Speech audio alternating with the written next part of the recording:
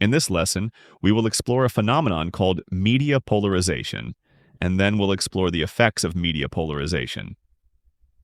Let's start with media polarization, which refers to the division of mass media audiences into smaller groups, often based on ideology. There are three key causes of media polarization that we'll explore: media algorithms, biased media, and concentration of media ownership. Let's start with media algorithms. As we saw in our last lesson, most people used to get news from a few big newspapers or TV networks. When this was the case, most citizens, regardless of their political ideologies, saw the same headlines. Today, that's no longer true. News spreads through social media algorithms, and everyone's newsfeed looks different. As a result, different groups of people are exposed to different facts and opinions. While this gives people more control over what they watch, it also makes it harder for everyone to share a common understanding of what's happening. As a society, we have lost a shared sense of what is true and what isn't. Okay, let's pause there for a second. You might be realizing already that there are going to be a lot of ideas and concepts you're going to need to remember. That's why I've made the 4-hour Exam Ready Playbook, a study and review guide that you can complete while watching the video. Grab it through the link in the description and practice what you're learning while watching, all in just 4 hours. With this guide, it's never too late to prepare for the exam. Now, let's get back to the lesson. Another reason for audience fragmentation is the rise of biased media. Many news outlets realize that focusing on an ideological position, such as a left-wing or right-wing ideology, could help them attract a subset of loyal viewers.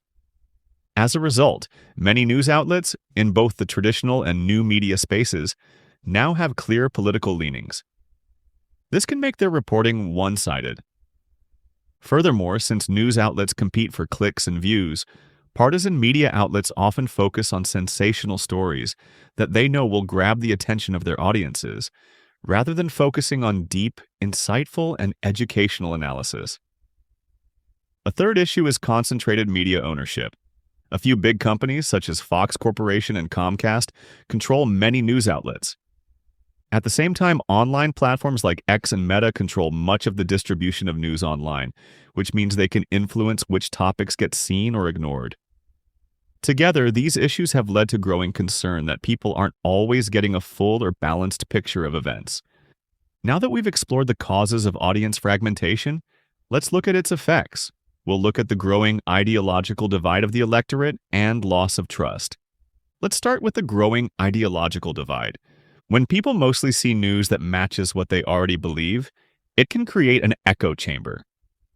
In an echo chamber, people are only exposed to content that they agree with. They don't hear alternative views. This tends to strengthen people's ideological positions and deepens political divisions. Another effect of media polarization is a growing loss of trust in the news. When every news source seems biased or driven by profit, many people stop believing any of them. It becomes harder to know which sources are reliable and which are spreading misleading information.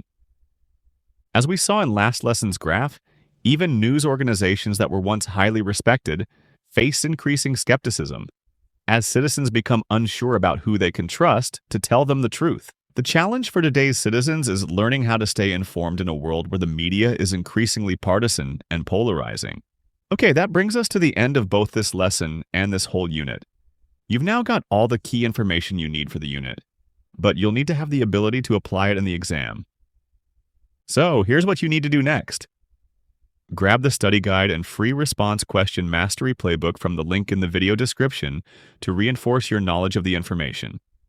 And with that, we've reached the end. Good luck in your exam.